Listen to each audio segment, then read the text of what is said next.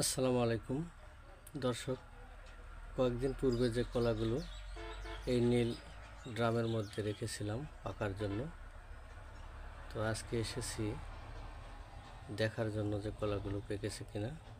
বেশ কয়েকদিন হয়ে গেল, আশা করি সব কলাগুলোই পেকে গেছে। তো আমি এখন ড্রামের উপরের ঢাকনাটি খুলে দেখব কলা পেকেছে কিনা। বিসমিল্লাহ, আলহামদুলিল্লাহ, দেখুন কত সুন্দর পেকে উঠেছে। বেশ কয়েকদিন হয়ে গেল, শীতের কারণে কলা পাকতে একটু বেশি সময় লাগলো। আবহাওয়া গরম থাকলে অল্প কয়েকদিনের মধ্যেই আসলে পেকে যায়। আর যেহেতু আমি প্রাকৃতিকভাবে পাকাচ্ছি, সেজন্য একটু সময় বেশি লাগবে। ফল পাকানোর জন্য যে কার্বাইড বা বিভিন্ন ধরনের কেমিক্যাল ব্যবহার করা হয়, আমি এগুলো কখনোই ব্যবহার করি না। আমি নিজে খাই কিংবা বিক্রি করি, যাই করি না কেন, আমি সব সময় প্রাকৃতিকভাবেই কলা পাকাই। কারণ আমার একটি বিশ্বাস এবং ধারণা, আমি নিজে যা খাবো অন্যকেও তাই খাবো।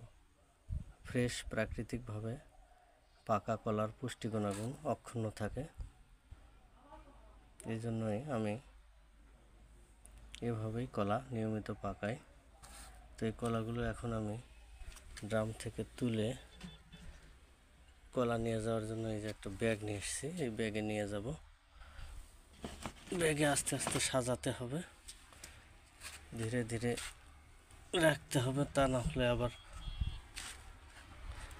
চাপা লাগলে কলাগুলো নষ্ট হবে। কাঁদিটি ছোট ছিল, এই জন্য অল্প কয়েকটি ছড়ি, কিন্তু নিজের গাছের কলা এটাই একটা তৃপ্তি।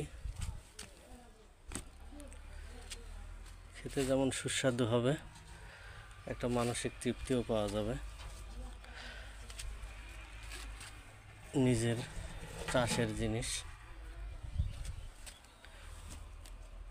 যদিও কলা বাগানের খুব একটা যত্ন নিতে পারি না,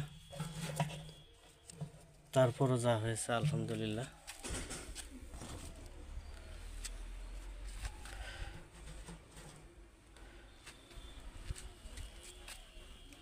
এই কয়েকটি ছিল। তো দর্শক, ভিডিওটি কেমন লাগলো অবশ্যই জানাবেন। ভালো থাকবেন, ধন্যবাদ, আসসালামু আলাইকুম।